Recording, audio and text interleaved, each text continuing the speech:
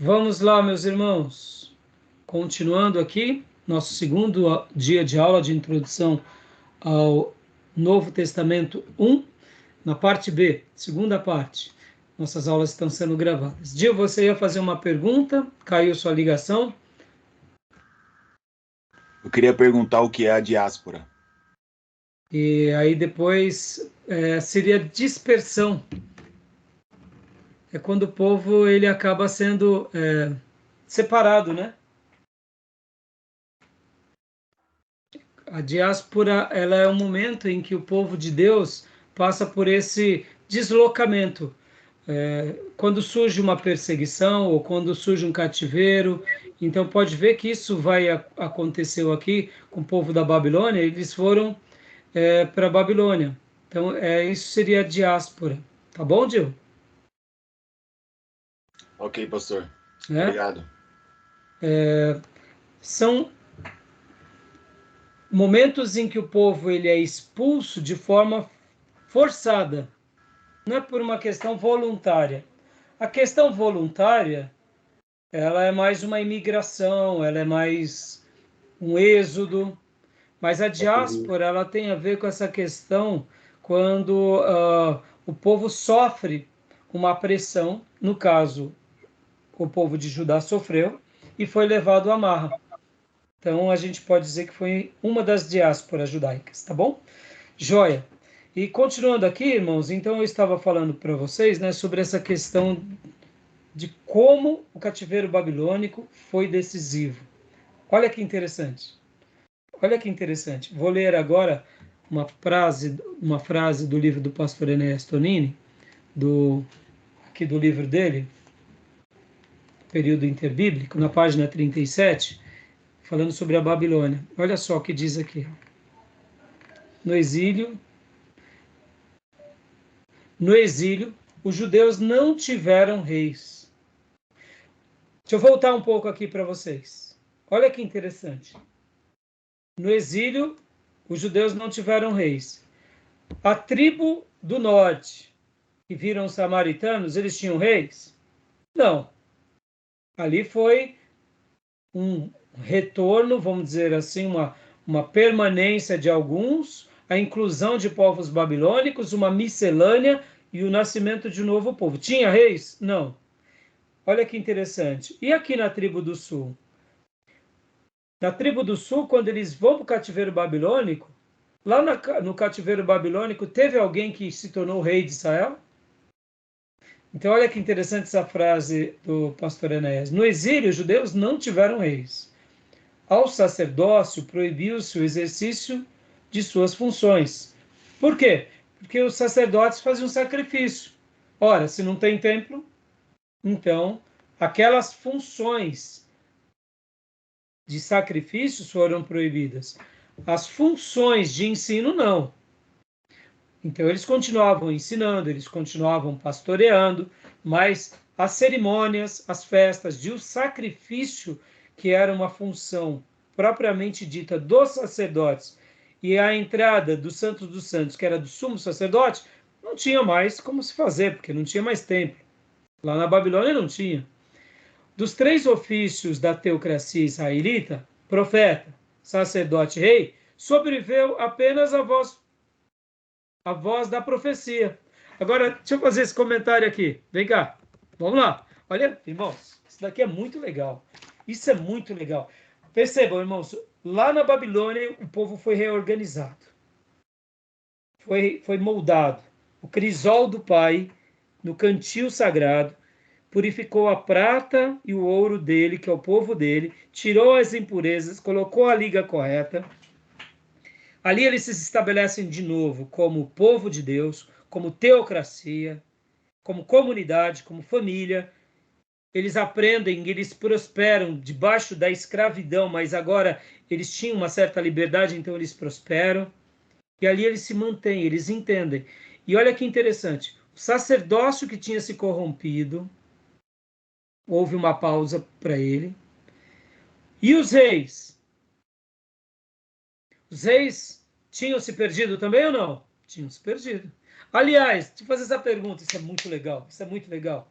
Rei era projeto de Deus ou o rei era projeto dos homens? Aí. Legal, não é? Qual é o próximo rei que vem depois da Babilônia? Que é levantado do povo judeu. Vamos ver, eu quero ouvir. Que nem na igreja, eu quero ouvir dos irmãos. Jesus. Jesus! Tá entendendo? Ou seja, a teocracia na sua essência, como era. Porque Deus tinha dito, olha, não queira rei, não queira rei. Quis rei, tá bom. Uma das tribos ainda se manteve por amor a Davi. Mas não era projeto sagrado de Deus. Foi permissão de Deus. Mas o ministério profético se manteve. E outras essências. Os profetas foram, eu diria, a fina flor dos ministros que Deus preservou. E, claro, tiveram muitos profetas que se corromperam, mas a quantidade de profetas que se mantiveram fiel, trazendo o povo de volta, foi enorme. Então, dos únicos ofícios que se manteve na Babilônia foi o profético.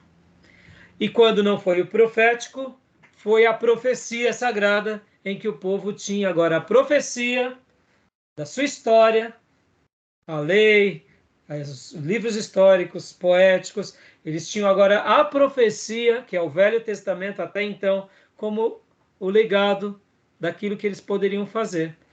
Entenderam como Deus faz com que o cativeiro babilônico reconfigure a história desse povo? Outro detalhe, irmãos. Até hoje, o povo judeu é um povo comerciante ou não? Negociante ou não? Nossa, eles, no setor financeiro, não tem De... para ninguém. Tem para ninguém. Agora, perceba, eles têm a lojinha, vendem o tecido, comercializa aqui. Acho que isso aí não é só judeu, viu? É os irmãos dele, né? Os primos. Eles, por quê? Porque, o que os judeus aprenderam de uma forma muito grande na história, principalmente o cativeiro babilônico, a comercializar, a serem o quê? Independentes. Em outras palavras, serem empreendedores. Deixa eu ensinar um segredo aqui para vocês. Judeu, ele geralmente, quando você vai ver, eles guardam ouro. E quando o judeu guarda ouro, eles guardam... O que vocês acham? Eles guardam ouro em moeda ou em barra? Barra ou em moedas? Acho que moedas, mais fácil de transportar. Moedas, porque moeda você tem troco. Você consegue dar uma moedinha e barra, você perdeu a barra, perdeu tudo. Então, é interessante você ver, só parece bobeira, irmãos, mas isso ensina até nós cristãos. Quer uma coisa melhor para um servo de Deus e um ministro do que ele ser um empreendedor? Ele viver para ele ser livre, não estar debaixo de ninguém, de nenhuma situação. Então, é muito interessante que os judeus, eles são esse ser autônomo, livre. Onde eles estão, eles criam a sua comunidade, criam os seus comércios, aprendem. Duas características que os povos judeus nos ensinam até hoje. Eles são um povo de trabalho e de estudo e de trabalho. Sim. Toda nação que preserva esses dois valores, ela prospera. O que a gente está fazendo aqui, a gente está sendo um povo de estudo. Mas só o estudo pelo estudo, sem o trabalho, não gera muita coisa. Guardem isso. O trabalho e o estudo. O trabalho é sagrado e o estudo também é sagrado. O estudo e o trabalho. Quando a gente põe isso para o resto da nossa vida em prática, além da gente prosperar, a gente vai se tornar sábio. A gente não vai ter demência. Fazer seminário, irmão, vai eliminar Alzheimer. E economia também, né? Vai nos fazer ser mais sábio, tá bom? Então, olha que frase linda aqui. Continuando, ó. Então, sobrou quem? A voz profética. Sobre o profeta recaiu a responsabilidade de toda a liderança. Os fenômenos, graças à providência divina, são recíprocos para as grandes necessidades, grandes homens. Né? Ou seja, os fenômenos, graças à providência divina, são recíprocos.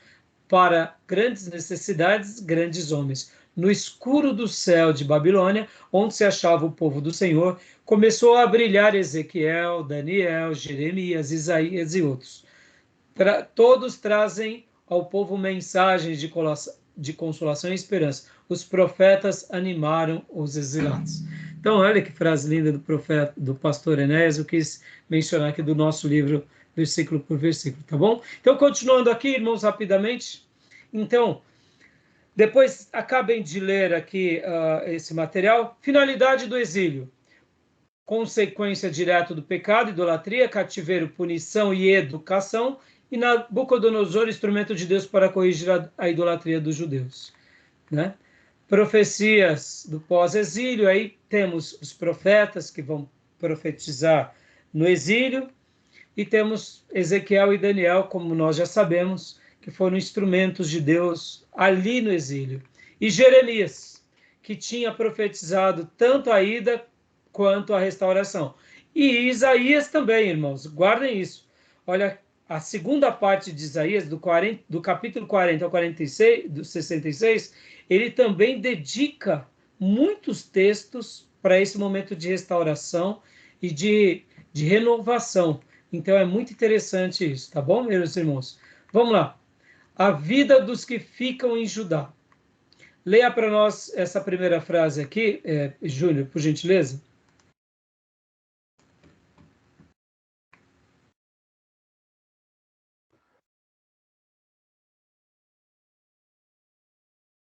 Júnior? Acho que está bloqueado seu áudio. Peraí. Isso. Tá bom. A vida dos que ficam em Judá. Lembram que na tribo do norte, irmãos, não foram todos da tribo do norte levados para o cativeiro assírio. Alguns ficam. A mesma coisa é os que ficam em Judá. Então, só leia para nós aqui.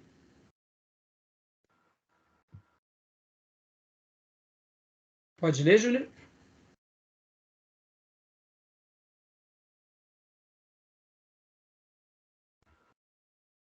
Júnior, está sem som. Está sem som, não sei por que não está saindo som.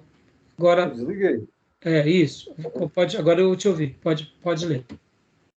O rei da Babilônia construiu Gedalia, filho de Aicã, filho de Safã, rei sobre Judá, Jeremias 40, para governar sobre os pobres que não foram levados cativos. Jeremias, por ordem de Nabucodonosor, ficou em Judá, Jeremias 46.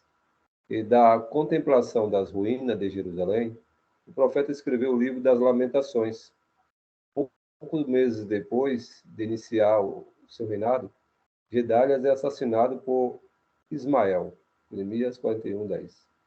Por influência do rei amonita Baales, Jeremias 40:13-16. Joanã tenta vingar a morte de Gedalias, mas não obtém êxito completo. Jeremias 41:11-15. Temendo represálias da Babilônia, parte do povo foge para o Egito, mesmo contra as advertências proféticas de Jeremias, levando-o junto à força. Então, irmãos, eu sei que é um momento difícil, mas muitos que ficaram em Judá sofreram demais também. Então a gente tem que lembrar desse episódio, que também o cantil, também do ourive sagrado, também foi forte com o povo de Deus que permaneceu agora ali nas ruínas. O que era pior, ir para a Babilônia ou ficar aqui? Tudo era ruim, né, irmãos? Tudo era ruim. Tudo era ruim. Né? Mas olha que loucura, né? Num primeiro momento, parece que quem foi para a Babilônia sofreu um pouco menos. Essa é a impressão que temos. Mas agora, não dá para a gente saber o que vai ser menos ruim, né? No cativeiro assírio, por exemplo, com relação a Samaria, tudo é ruim, né, irmãos? Tudo é ruim. Tá bom? Sim. Então, Johnny, leia para nós contribuições dos babilônios ao contexto do Novo Testamento. Tem essa volta toda para a gente chegar aqui, irmãos. Esse é o ponto. Perfeito. As principais contribuições dos babilônios para a formação do contexto do Novo Testamento foram as seguintes. Primeiro, a grande contribuição babilônia foi o seu sistema de cativeiro, que permitia o agrupamento dos povos conquistados em bairros, o que permitia a preservação da cultura, da língua e das tradições religiosas. E isso daqui nós não podemos perder de vista nunca, irmãos. Graças a Deus, esse cativeiro foi também uma providência de Deus no processo de purificação, de maturidade, de libertação e de aprimoramento. E como eu disse, isso também fez com que o povo de Deus mudasse e aperfeiçoasse algumas coisas na sua vida que se mantém até os dias de hoje. Então, vamos lá. Continuando, 2, início. 2. Início da diáspora judaica, Tiago 1:1, aspas, as 12 tribos da dispersão. Esta palavra no grego é diáspora. Era uma preparação para a pregação do evangelho. O que o autor, o professor Jair, está dizendo aqui? Que nesse momento, lembra que há pouco eu comentei com vocês, irmãos, que eles se estabelecem nos seus grupos, com seus guetos, aprimoram, se mantêm fiel a Deus, são purificados no crisol, no cantil sagrado. Séculos depois, 5 séculos depois, ou 6 séculos depois, quase isso, quando os missionários ou apóstolos iam pregar, ou onde chegava um cristão, o primeiro grupo que eles pregavam eram para quem? Para as sinagogas, para o povo de Deus. Então, na realidade, a sinagoga aqui foi o embrião para o projeto chamado igreja. O projeto chamado igreja. Lembram que nas aulas passadas, quando nós falamos do templo, quando nós falamos sobre o papel sacerdotal de Israel na nação de Deus e no mundo, na realidade, irmãos, o que Deus desejava para Israel, no momento em que eles constroem o templo, era com que essa nação, que era uma tribo, onde tinha os seus levitas e seus sacerdotes, eles também fossem essa réplica para o mundo. Quando as nações se convertessem, os povos, os reis, se convertessem ao Deus de Israel, o desejo do coração de Deus é com que também fossem sacerdotes, levitas e ministros pregar nesses lugares, levando a lei de Deus, os valores de Deus naquela cultura. Sempre foi esse o projeto. Mas o povo de Deus se perdeu nesse contexto. Mas a Babilônia foi o embrião para que isso começasse a se formar no meio do povo de Deus. A Babilônia começa, então,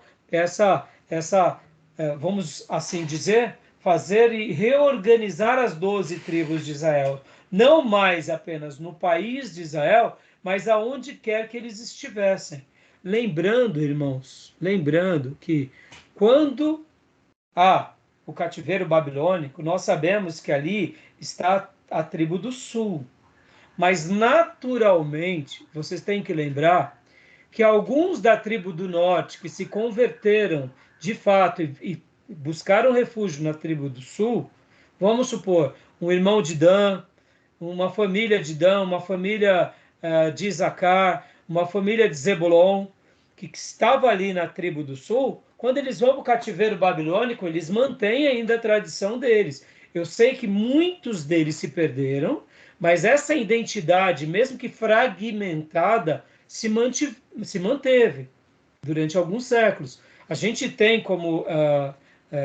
a gente sabe que muitos se perderam logo depois do cativeiro assírio, mas não dá para a gente falar que foram todos, porque até mesmo nos dias de Josias vai atrás dos seus irmãos espalhados e traz de volta eles para adorar a Deus. Então, eu entendo que essas tribos ainda estavam presentes no meio de Jerusalém, de Judá, lá no cativeiro babilônico.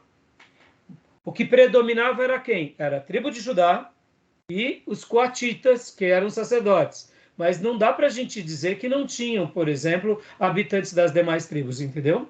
Então, essas 12 tribos, agora, elas vão ficar espalhadas no mundo e no Império Babilônico, e ali vai ter os seus grupos, vai ter a sinagoga, e ali é o projeto onde a gente entende que vai ser o começo para a preparação da recepção do Evangelho algum tempo depois. Tudo bem até aí, irmãos? Alguma dúvida? Alguma dúvida? Irmãs, podem perguntar. Lembrando que as dúvidas de vocês, nossas aulas aqui, irmão, você vê, é para que vocês interajam, porque a dúvida de vocês vai abrindo leques, esclarecimento. Não tenham vergonha, tá bom? De perguntar. Eu lembro de ter visto no livro do Alice, pastor, que eles formavam pequenos grupos nas próprias casas, que eles falavam que eram os pequenos santuários, né? E aí o pastor até acrescentou que logo depois veio ser as sinagogas, né? Eles fizeram as sinagogas. Sim. Então você vê, e o sacerdote passava a ensinar não mais no templo, mas na casa, ou nas casas. Sim. Grupos familiares. O projeto igreja, ele sempre vai ter um fator determinante e umbilical com a família. Igreja tem a ver com família. No dia que a igreja perde esse vínculo com a família, ela vira uma institucionalização, ela está muito próxima de se corromper. Pode ver, enquanto a igreja é família, para ela se perder demora mais tempo. Porque como família nós exercitamos mais amor, mais compaixão, mais misericórdia, mais empatia, menos rigor legalista. Como instituição não, instituição a gente é mais performático. Eu sou o sacerdote, você é o leigo, eu sou a parte dos líderes, você é o povo. Já na família não tem isso. Na família é todo mundo um só. Então, você vê que é interessante que a igreja, nesse formato templo, santuário, ela começa a existir de fato, irmão, só depois do século III, depois de Constantino. Prédios, mausoléus, sabe? Essa ideia, a igreja até o século III era em casas, cenáculos. O irmão mais rico reunia todo mundo ali na casa dele e o pastor ia para lá. E aí, pastor, e aí que o pastor falava era autoridade. Não precisava de tempo para o pastor ter autoridade. O pastor chegou, onde o pastor chegava, chegou o pastor. Porque ele não precisava ter colarinho clerical, veste sagrada. Ele era o líder. Ele era o líder daquele aprisco, daqueles rebanhos. Ele era o sacerdote. Então ele chegava numa casa, ele era respeitado. Ele chegava no irmão rico, ele era respeitado, porque ele era o pastor. E onde ele se reunia? Ele se reunia onde podia. Se tinha perseguição, eles se reuniam escondidos. Então, olha que interessante. O grupo família, né? Ou seja, é um grupo desprendido a qualquer coisa. A única coisa que nos prende é a Deus e ao próximo. Babilônia. Lá no cativeiro babilônio, eles se aprenderam a Deus e ao próximo. Porque o que eles estavam? Não tinha mais nada. É fantástico, irmão. Isso daí é fantástico. Deus, ele tem seus métodos de nos purificar. Isso é maravilhoso, né? Vamos lá. Terceira contribuição, leia para nós, Pastor Johnny. Vamos lá. Na Babilônia nasceram as sinagogas. Devido à distância de Jerusalém e à impossibilidade de utilização do templo, que havia sido destruído por Nabucodonosor, o povo passou a adotar uma forma temporária de retenção do conhecimento de Jeová. Os grupos de adoradores passaram a se reunir regularmente em determinadas casas para ouvir sobre a lei, que era lida nesses lugares. Além da leitura das Sagradas Escrituras, havia sempre uma palavra de meditação, o cântico de alguns salmos e a prática de orações. Com o passar do tempo, esses lugares foram reconhecidos pelos líderes religiosos como úteis para manter os judeus unidos em torno da sua identidade nacional e sua religião. Ainda segundo Halley, no período do exílio, algumas influências babilônicas e persas foram introduzidas no judaísmo. Pode ler isso daqui, irmão. Perfeito. Algumas influências sutis das religiões da Babilônia e da Pérsia foram introduzidas nas instruções religiosas dadas pela sinagoga. Essas podem ser vistas nas doutrinas em desenvolvimento acerca da vida depois da morte, angiologia e demonologia. São alguns acréscimos, né? Mas assim, o grande destaque aqui que a gente tem que considerar é esse fato do nascimento da sinagoga. Agora, olha só que pérola, que pérola, que pérola. Olha como Deus, ele transcende os nossos guetos, os nossos critérios, a nossa função ritualística. Esdras, quando ele vai liderar o povo de Deus, quando ele vai ali levar o povo de Deus a conhecer a palavra de Deus, Esdras, vamos dizer assim, ele nasce, cresce e é treinado aonde? Em Israel ou na Babilônia? Babilônia. Magnífico, magnífico. Dá para entender? Como Deus forma lá, exatamente, Neemias. E eu que dei uma ênfase para Esdras, porque Esdras era o sacerdote, era o escriba. E Neemias era o quê? Um copeiro que passa a ser governador. Neemias era um crente, irmão. O que Neemias era lá? Era um crente do império. Ele não era um figurão. Ele não era um figurão de escola sacerdotal. O que ele era? Era um crente piedoso. E foi o quê? Forjado aonde? Lá no palácio babilônico, logo depois Medo-Persa. Por que eu estou fazendo isso, irmãos? Eu estou mostrando como Deus ele vai formando os seus eleitos. Vamos lá. Onde está Paulo, o apóstolo, nos dias de Jesus? Durante os 3 anos de Jesus, aquela história toda, onde está Paulo, o apóstolo, nos dias de João Batista? Pés de Gamaliel. Ou estava aos pés de Gamaliel, ou ele estava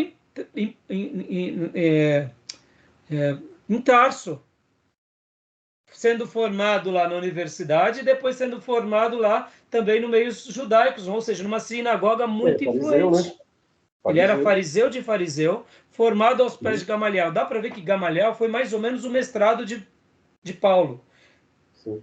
Ele vem para Jerusalém logo depois, ali, possivelmente, da morte de Jesus. Ou seja, essa questão de que tem que ser formado aqui, não pode ser formado lá, sabe? Ou seja, Deus transcende a nossa compreensão. Enquanto o povo de Deus se perdeu na terra deles, Deus estava pegando povos de Deus que estavam em outra terra e estava enchendo esse povo de Deus com os valores de Deus. Ou seja, irmãos, não é a terra que vai determinar, não é o prédio que vai determinar, é o nosso coração, aonde quer que a gente esteja. A necessidade, estamos aqui no QG magnífico, em Ferraz de Vasconcelos, na Igreja Batista Missionária, do Seminário Batista, aqui, longe de todo mundo, mas é um QG abençoado, abençoando outras vidas. Distante, mas Deus vai fazendo como Ele quer. Deus dentro do contexto, né? Deus usa. Oi? Deus usa dentro as necessidades que tem do contexto da época, né? Exatamente. Glória a Deus, né? Bom, aqui, só ler a primeira frase, pastor Johnny, aqui, para nós. A quarta contribuição. Com a multiplicação das sinagogas, as cópias existentes da lei tornaram-se insuficientes para atender a todos, e novas cópias precisaram ser confeccionadas. Aqui que nasce uma escola fortíssima. Pode ler mais um pouco. Perfeito. Em função dessa demanda, alguns judeus acabaram se especializando nesse tipo de cópia, dando origem ao escribismo sagrado, de onde surgem os escribas. Irmãos, olha só que fantástico isso. Isso é magnífico. Enquanto eles estavam lá em Jerusalém, o profeta profetizava, o povo ia ler a Bíblia no templo. Não tinha tanto. Agora precisa. Como que a gente vai saber? Perceba, o povo estava satisfeito com o templo, com as paredes, com o ritual. Mas Deus agora aqui imprima a lei dele. O que eles precisavam? Precisavam da lei. Precisavam da palavra. Olha como Deus ele tem as suas maneiras de fazer com que a palavra dele seja resgatada. Irmãos, que fica até uma palavra, eu sei que é difícil isso, mas numa perseguição de um homem maligno querendo tirar a Bíblia da gente, a gente se torna mais apaixonado pela Bíblia. Chegando um império, um reino, um governo diz, estão proibidos de ler a Bíblia. Pronto, a Bíblia passa a ser mais importante. Estão proibidos de adorar a Deus. Está entendendo? Deus tem os seus métodos, irmãos. Deus tem os seus métodos. Né? Então nasce o escribismo aqui. Tá bom? Que vai dar uma característica e uma contribuição muito grande para o Novo Testamento. Tá bom? Maravilha, meus irmãos. Tudo bem até aí? Tranquilo? Ok. Vamos agora para o outro império, Medo-Persa. Você viu? Estão vendo? Na aula passada, a gente tocou nos assuntos, das introduções. Passamos por cima dos impérios. Não entramos muito a fundo. Agora a gente está sendo mais detalhado. E a contribuição desses impérios para o Novo Testamento. Vamos lá agora para os Medo-Persas. Medo-Persas. Maísa, leia para nós os Medo-Persas, por favor. Os Medo-Persas. A soberania do Império Medo-Persa estendeu-se entre os anos 450 a 333 a.C., aproximadamente. Por volta de um século depois da época de Neemias, o povo judeu ainda achava-se sob a tutela da Pérsia. Os monarcas persas tratavam os judeus com especial tolerância, permitindo-lhes adorar livremente a Deus e observar a lei de Moisés. Durante esse período houve luta constante entre a Pérsia e o Egito. Judá, portanto, estava entre a bigorna e o martelo, e sofria com isso. Caminhos do Povo Judeu, volume 1. Centro de Estudo Judaico. Olha só que interessante, irmãos. Por que havia conflito entre a Pérsia e o Egito? Lembra que eu falei, irmãos? O Egito sempre teve características de ser um império. Ele sempre foi forte, ele sempre foi poderoso, ele sempre teve seus momentos de apogeu e de declínio, de mais expansão, porque a gente tem que lembrar que ele está aqui na ponta da África, né, irmãos? Quando você pega aqui essa região aqui todinha para baixo é a África, né? E aqui no Mediterrâneo você acaba entrando, e aqui temos o Rio Nilo como um grande afluente, aonde havia muita prosperidade ao redor desse Nilo, né? E a gente tem que lembrar que as civilizações antigas, elas sempre se estabeleciam próximos aos rios. Rios geravam lavouras, lavouras tinham gado, gado tinha um comércio, comércio tinha riqueza, riqueza podiam ter exército, exércitos eles podiam ter expansões, ter conquistas, ter comércio, ter educação. Então tudo isso ia influenciando. E agora é bem interessante que mesmo agora, o Império Medo-Persa sendo grande, os judeus tendo uma certa liberdade, o Egito continuava dando trabalho. E percebam que agora aqui nesse mapa, esse mapa aqui mostra o tamanho do Império Medo-Persa. Foi imenso, irmãos. Ele pega aqui o Mediterrâneo, vai para o Golfo Pérsico, né? Olha, vai toda essa região, né? Então, assim, é uma região muito grande. Então, foi um período de muita expansão, né? Aqui, essa foto é por volta do século V a.C. Um detalhe importante, irmãos. O Império Babilônico, ele foi marcante, ele foi próspero, mas ele foi curto. Não o Império Babilônico total, porque o Império Babilônico você tem que fazer uma construção de que ele existiu durante muitos séculos, mas o Império Neobabilônico, nessa projeção de grandes conquistas, foi muito curto, foi muito rápido, não foi durante muitos séculos, foi pouco tempo, e aí tiveram muitas conquistas, muitas riquezas, mas foi de vida muito pequena, porque logo na sequência vem o Império Medo-Persa. Então, Pastor, pois não. já deve ter falado isso, mas eu não lembro. A transição do Império Persa, pro Império Babilônico para o Neobabilônico acontece aonde exatamente? Com o pai de Nabucodonosor. Ah, ok. Porque, só recapitulando aqui, pastor, a Síria já era um império, o Egito já era um império, Babilônia já era um império.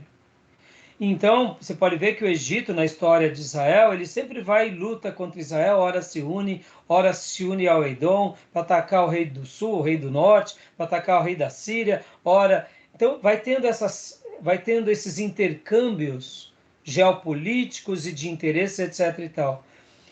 A Síria já era grande, mas com Tiglat-Pileser ela se torna expansionista, então ela expande. E aí ela pega parte dos médios, ela abarca a Babilônia e pega a tribo do norte. A Babilônia se une aos medos e contra-ataca a Síria. No momento que ela se une com os medos, eles já eram fortes, eles já dominavam sobre uma região. E aí eles aniquilam o grande poder da Síria. Pouco tempo depois, com o pai de Nabucodonosor, ele se torna um império, porque aí ele conquista os medos, conquista a Síria e depois conquista tanto a tribo do norte quanto a tribo do sul. Lembram que a tribo do norte, o povo que veio habitar ali em Samaria, aqueles povos que vão para lá, eles são povos de cidades babilônicas.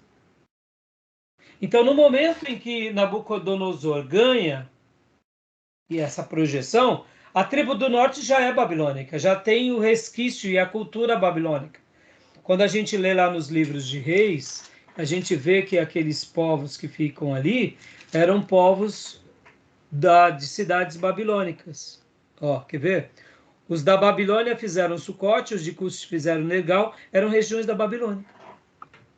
Então, com o pai de Nabucodonosor vira império. E com Nabucodonosor o império cresce mais. E com o filho de Nabucodonosor há a queda. Ou seja, foram 3 gerações só de império de grande império, por isso que é chamado neobabilônico, porque assim, essa projeção maior foi com esses 3 grandes imperadores. Agora, olha que interessante, a Síria já era grande, mas com Tiglat-Pileser, aí ela se torna expansionista, com os demais que vêm depois dele. Aí agora vem os Medo-Persas. Então, essas transições, né? É interessante, né? Obrigado. Tá bom? Nada. Vamos lá, continuando, irmãos. E aqui, vamos lá. Ciro Grande. Isso, exatamente. Nabopolassar. Napolozada Isso. é o pai. É esqueci o nome. Fala para nós de novo. Napulozar, parece. Algo assim. Coisa assim. É muito Nabuco. É muito Nabucodonosor, Nabopolassar, se não me falha a memória. É isso aí. Agora vamos lá. Ciro Grande. Leia para nós, irmã Maísa, por gentileza. Ciro foi um príncipe persa com ascendência na casa real dos Medos. Opa, olha só, continua, desculpa. Até então, o povo dominante do Planalto iraniano. Olha só que interessante, né? Então, Ciro, ele era um príncipe persa. Com ascendência na casa real dos Medos. Olha que interessante isso. Continua lendo para nós, irmão. A transição do poder do Império Medo para o Império Persa aconteceu da seguinte forma. Astíases, filho de Ciaxiares, rei da Média, não teve filhos homens. Mandane, sua filha e herdeira do trono por motivos políticos, foi dado em casamento a Cambises, o nobre dos persas. Deste casamento nasceu Ciro. Deixa eu dar uma pausa aqui. Irmãos, como pode um rei de um grande império não ter nem um filhinho homem?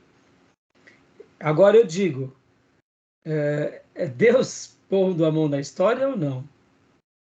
Porque não havia uma profecia que vai nascer alguém, que vai ser útil, que vai ser... E aí vem esse rei e tem só mulher. Imagina, agora vamos lá, irmão, vamos recapitular as histórias aqui. Nós estamos falando de um rei. Ele tem a esposa, que é a rainha, tem várias concubinas reais, e depois tem um monte de concubina, e não nasce um menininho aí. Interessante, não? É Deus na história, não é Deus na história. Tem coisas, né, que parece... O que você ia falando, pastor? Não, isso aí é muito, né? É muita coincidência, né? Alguém já disse que não existe coincidência, existe Jesuscidência. Eu gosto disso. Eu acredito demais nisso, irmãos. A provisão de Deus. Hã? Os Medo-Persas juntam, né? Então, mas eles se juntam agora, eles não se juntam simplesmente porque vamos se unir. Foi meio que dá para ver que há um propósito divino nessa união, né? Sim. Há uma influência. O rei Medo não tinha filho. A filha dele, que casou-se com Persa, nasce um filho. Então, vamos lá, vamos continuar. Continua para nós, irmã.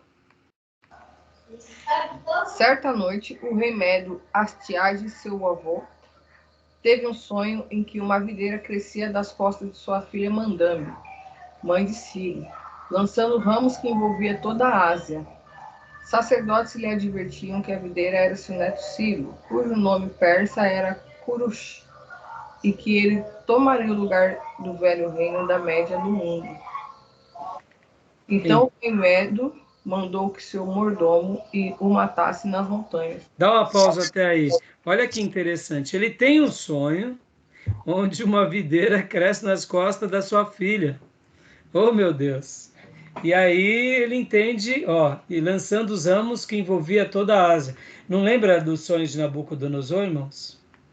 Né? Assim, aquelas questões... Irmãos, eu acredito demais nisso, sabe? Deus, ele tem um controle na história de uma forma tão grande. Lembra Faraó nos dias de José, Nabucodonosor nos dias de Daniel, e agora esse rei Medo, né? E agora, olha só o que ele pede para o mordomo. Leia para nós. Pode continuar, mas por gentileza. Estou lenta por cento. O mordomo, chamado Arpago, se comoveu com a beleza da criança e o entregou aos cuidados de um pastor. Durante 10 anos, Ciro viveu junto à sua família adotiva e na corte todos achavam que o plano havia sido bem executado e que Ciro havia morrido recém-nascido. Após esse período, Ciro foi reconduzido à corte e seu avô Astíages descobriu a traição. Como punição, Astíages esquartejou o filho de Arpago e o serviu em um jantar para o próprio mordomo, que apenas soube que estava comendo quando levaram a última travessa à mesa, a cabeça do seu filho. Misericórdia.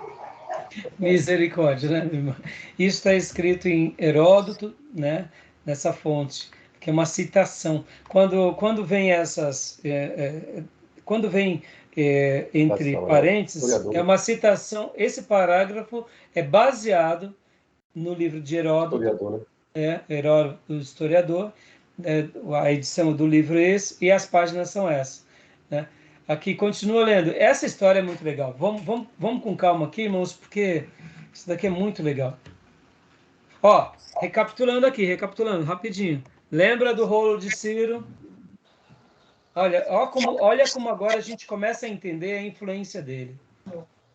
Como a gente começa a entender que ele poderia ter ido para um outro caminho de domínio, mas ele vai para um caminho de respeito, de equidade.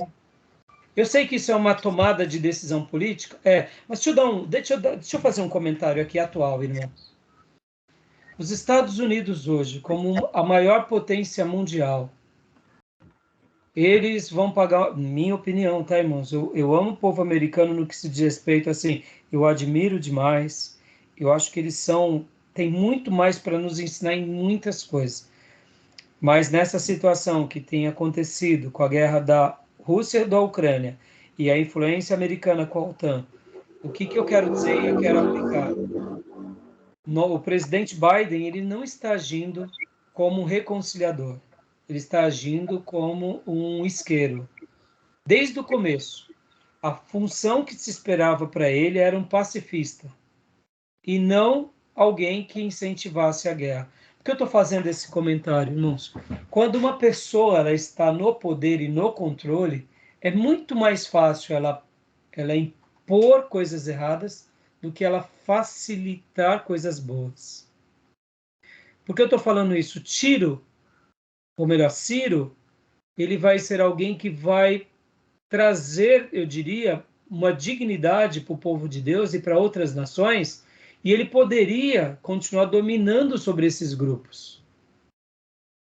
O que eu quero dizer com isso? Eu quero dizer que uma pessoa, quando ela recebe muito poder, e se ela é uma pessoa que tem um caráter muito elevado, e o grupo que está com essa pessoa é um grupo muito altruísta, porque não é somente um rei ou um monarca, é um rei ou um monarca ao lado de outras pessoas. Assim, eles podem fazer aquilo que a gente aprende. Por isso que Provérbios vai dizer para a gente orar pelos reis, porque quando a gente tem reis justos, e a Bíblia vai ensinar isso também, esses homens justos, eles favorecem as coisas entre o povo. Eu vejo agora Deus aqui levantando Ciro como imperador mundial, aonde ele e Dário, eles vão fazer com que os povos dominados não sejam tão destruídos. Por exemplo, o cativeiro assírio era um cativeiro cruel, ele esquartejava as pessoas, arrancavam as mãos, arrancavam as orelhas, arrancavam os pés. Eles eram cruéis, eles eram malignos. Já Nabucodonosor era cruel também, de uma forma, mas assim, nós vemos que há uma certa preservação. Já com Ciro, nós vemos um regresso, o resgate à identidade. Então, irmãos, assim, por que eu estou falando isso? A gente tem que orar muito pelos que presidem, por aqueles que governam, porque quando entra uma pessoa que ela tem um olhar de eu domino sobre o mundo, o que pode acontecer após ele é uma coisa trágica. Na história da humanidade, a gente tem Hitler, a gente tem Mussolini, a gente tem grandes ditadores que eles impõem, eles amassam os outros povos. Nessa situação da Rússia e da Ucrânia, na minha opinião, o Putin é uma pessoa horrorosa, porque ele invade um povo, perde toda a razão. Mas também o Zelensky, ele também foi o quê? Um cabeça de bagre. Por quê? Porque você não vai para uma guerra sabendo do seu oponente. Ele sai do meio artístico e passa a governar uma nação. É isso que é o perigoso de pôr uma pessoa comum para governar uma nação. E aí é o caso do nosso presidente também, sai da metalurgia, do sindicato, para governar uma nação. Isso é um perigo. Quem que tem que governar uma nação? É isso que eu digo muitas vezes, a gente tem que buscar um estilo de vida onde as pessoas são formadas desde cedo. Por exemplo, irmão, você não vai ver um tenista que descobre ser tenista aos 30 anos de idade. Aos 8 anos de idade ele já vai para a escola de tênis, aos 15 anos ele já está viajando o mundo. E aos 20 e pouco começa a ganhar todos os campeonatos. Você não vai ver um corredor de Fórmula 1 sendo um exímio corredor aos 35 anos, um jockey. Ele começa com 5 anos de idade. E por que na política a gente permite com que um metalúrgico vire presidente? Isso é um perigo. Aí aqui também fica uma crítica até. Eu sei que a gente tem uma inclinação. Eu votei no Bolsonaro, eu torço pelo Bolsonaro, mas ele é um capitão. Ele não foi treinado para a vida política. Mas ele teve 20 anos ali no meio do Congresso. Vocês entendam o que eu quero dizer? Até nisso nós somos uma democracia muito infantil. Porque aqui eu estou fazendo uma crítica, tá, irmãos? Quase todos os presidentes americanos saem de Harvard, saem da escola do direito, saem da escola de ciências políticas. No Brasil, a gente não tem isso. Precisava disso. Por quê, irmão? Senão a gente acaba sofrendo. E aqui fica também uma mensagem, até mesmo para o pastorado. Os pastores têm que ser criados, têm que ser forjados. Eu sei que é o dom de Deus, mas tem que passar por uma experiência. Perceba, a gente entrega tudo na mão de algumas pessoas e quando vai ver o preço é muito caro. E voltando à questão do Biden, essa questão geopolítica, irmãos, ele deveria ser o quê? Quem colocasse um freio na OTAN, no Zelensky, dialogasse, chamasse o mundo, e aí é onde entra a culpa da população, porque a população muitas vezes fica calada, mas o preço dessa guerra, quem vai pagar somos todos nós. Então, por isso que aqui a gente tem uma responsabilidade muito grande no nosso país. Deixa eu fazer uma outra crítica aqui. Nosso presidente já está fazendo algo que foge à nossa história. Por que foge à nossa história? Como que nós chamamos lá o pessoal da diplomacia brasileira mesmo, que cuida, Júnior? Diplomata? Os nossos diplomatas, tem um nome que a gente fala da nossa... Seria onde forma os nossos diplomatas?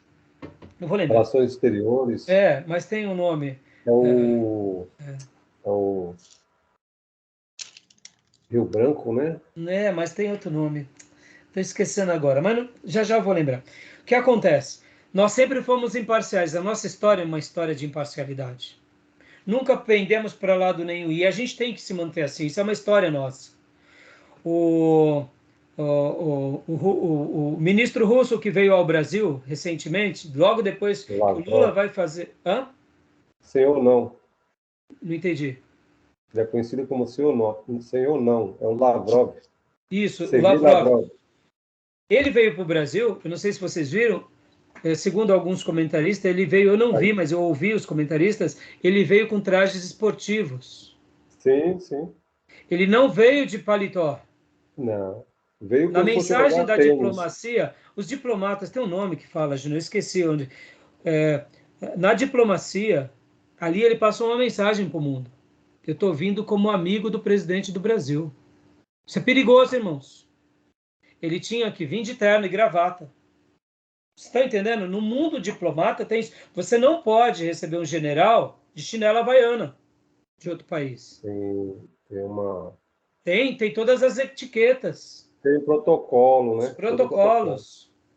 no momento em que você faz isso, é perigoso demais. Por que eu estou falando isso, irmãos? Nós somos servos de Deus e nós temos uma comunidade, nós temos famílias, nós temos uma igreja, e a gente tem que orar pelo nosso presidente para que ele pare de falar besteira, e a gente tem que orar pelo nosso país e temos que se posicionar na neutralidade. Até mesmo esse momento que a gente está vivendo é perigoso demais, irmãos. Esse momento de guerra entre direita e esquerda também é perigoso, irmãos. Tem nações no mundo, seja eles da OTAN, América do Norte, ou seja da Rússia, China, que querem que a gente imploda, porque nós somos o quê? Uma nação riquíssima, que no momento que tivermos uma guerra civil, a nossa riqueza vai ficar naquele que nos dominar. Vocês estão entendendo? E esses cabeças de bagre da política, vale aqui para a direita e para a esquerda, eles estão esquecendo que eles estão numa briguinha de vaidade, e aí é onde entra a nossa voz ativa. E por que eu estou falando tudo isso, irmãos? Porque Ciro, ele faz o caminho inverso. Ele restaura a dignidade do povo, das pessoas, e ele é fundamental na história do Novo Testamento. E aqui fica uma dica para vocês, tá, irmãos? Sem puxar bandeira para cá ou para lá, mas, assim, admito que o nosso presidente tem dilmado demais. Ele tem sido Dilma, tá? Né? Eu digo isso porque eu acompanho demais o mercado financeiro e vocês, irmãos, vocês não têm noção de como ele está dando trabalho, né? Tá bom?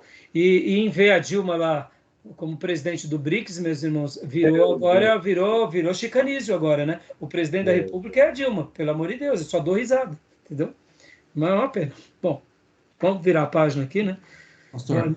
E aqui, gosto do pessoal da direita, tendo a direita, mas o Bolsonaro também, o filho dele também, fizeram muitas coisas que também tem que ficar... Graças a Deus ele ficou quieto e ele tem que aprender a ser mais diplomata, né? Fala, filho. Pode falar. O senhor falava a respeito da formação até pastoral, né? Paulo, escrevendo a Timóteo, no capítulo 5 da primeira epístola dele, ele diz para Timóteo não impor as mãos precipitadamente, né? E pelo que eu estou entendendo, ele está falando sobre... Treinamento. Treinamento.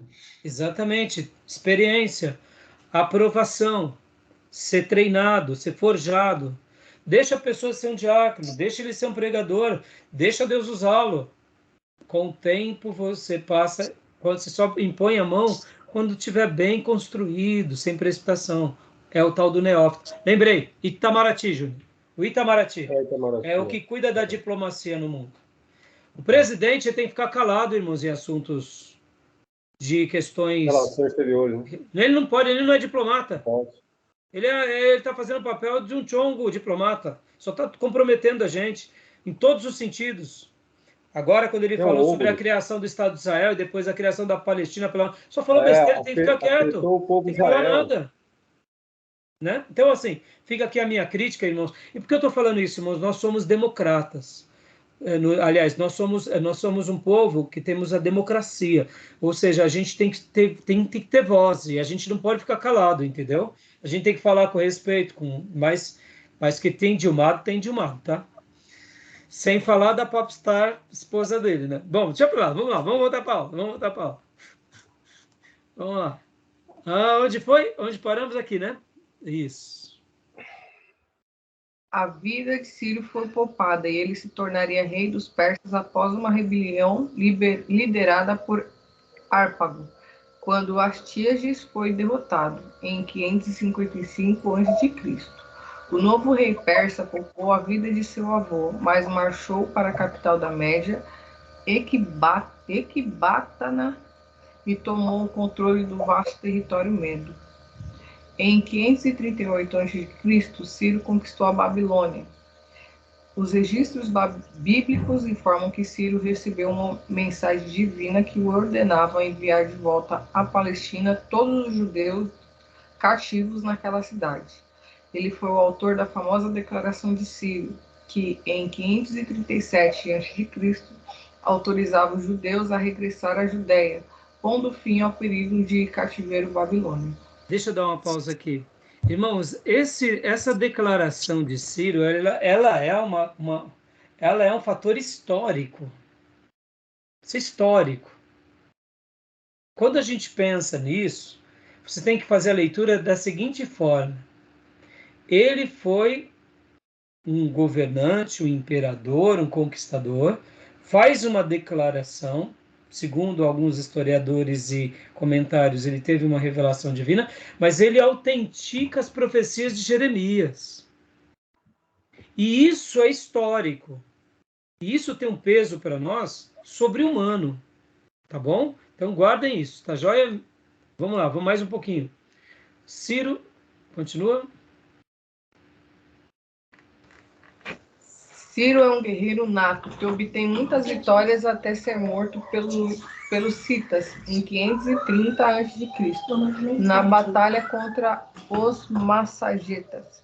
Seu filho, Cambises II, continua as guerras do pai. Deus prediz alguns feitos de Ciro, Isaías 44, 26 a 28. Ciro é o pastor do Senhor, Isaías 45, 1. Ciro é ungido do Senhor, Isaías 47, 13. Ciro reedificará as cidades de Judá. Ciro toma a Babilônia após a morte de Belsazar. Daniel 5 encerra o cativeiro judeu. Agora, olha aqui, irmãos. Ó, lembrando, ele morre em 530. Isaías profetizou em que ano? Vamos lá.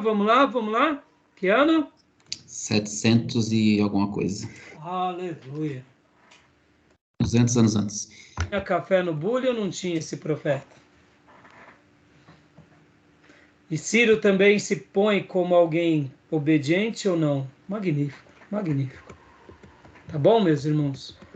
Isso daqui é para liberal ficar com dor de cotovelo, tá? E essa assim profecia mesmo. é tão direcionada, né? Porque Ciro, né? Não tem como ser outro. Não tem Ciro. como. Exatamente. Não tem jeito. E aqui vem um gráfico, né? Um fluxograma, praticamente, sobre as. Olha aqui, ó, os reis da Média. Aí vem, né, mostrando. Olha, lembra que eu falo que muitas vezes, irmãos, olha os anos, o ano 700 antes de Cristo, 650, né? Ó, hã? Estava no mesmo território lá. É. E Da aqui Pérsia. os reinos, ó, aqui, ó, da Pérsia, ó, por volta desse mesmo período. Aí, ó, né? Aí vem Ciro I, Ciro II, que é o grande. Aí, ó, Cambises. Então, aí vem até o Dário III. Então, quando você pode ver que esse império já teve mais, já teve uma duração maior, né, irmãos? Né? O Império Babilônico, ele vem até 580, ele vem o Império aqui, Império Medo, ó, ele vem de 537, Império Persa, né? E até 440. Medo-Persa, né? No caso. Interessante, né, irmãos? A quantidade de territórios que eles abraçaram. E agora vamos lá, continuando. Vamos lá para a gente. Aí aqui vem várias histórias, né? E depois vocês leiam com mais detalhes, como eu disse. Hoje a gente só está gastando esse tempão aqui para poder, vamos dizer assim, dar as contribuições do Novo Testamento, tá? Judá sob a dominação persa. A cronologia básica dos eventos mais marcantes dos judeus sobre os persas é a seguinte. E aí vem também essas citações, né? Em 538, data aponta como sendo o decreto de Ciro, volta dos primeiros judeus a Judá. 525, início da reconstrução do templo, ao profeta Ageu e Zacarias, alguns anos depois da volta. Os samaritanos pediram para Zorobabel e os anciãos judeus permissão para ajudar na construção do templo, mas a seu pedido foi recusado, pois acharam que, devido às diferenças da religião samaritana com a religião judaica, aceitar a colaboração dos samaritanos seria tornar o templo impuro. Talvez a gente pense assim, poxa, pastor, eles agiram, eles aqui foram panela. O que vocês acham? Eles foram panela ou eles aprenderam a lição lá na Babilônia? E aí? Vamos lá, um breve case aqui. Bom, achei um pouco radicalismo, né? Poderia chamar os irmãos samaritanos? Sim, porque fazia parte, né? Embora perderam um pouco da fé, enfim, mas Podia ser reconquistado novamente, né? Então, aí que entra a questão. Júnior, vamos lá, o que vocês acham, irmão? Fizeram acepção? Foram duros demais? Lembrei de um fato que acontece com o povo de Israel, né? Eles estavam se prostituindo com as nações que estavam ao redor deles. E aí, Finéias, né? Travou, Diogo. Johnny travou. Travou.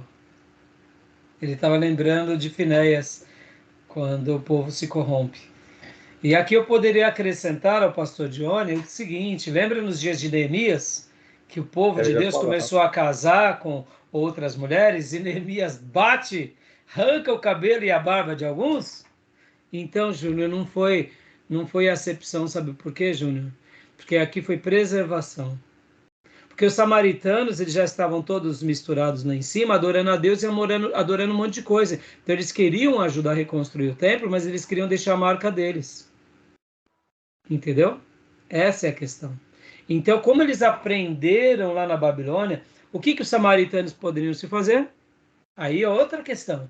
Eles poderiam se converter ao Deus de Israel na íntegra e abandonar tudo.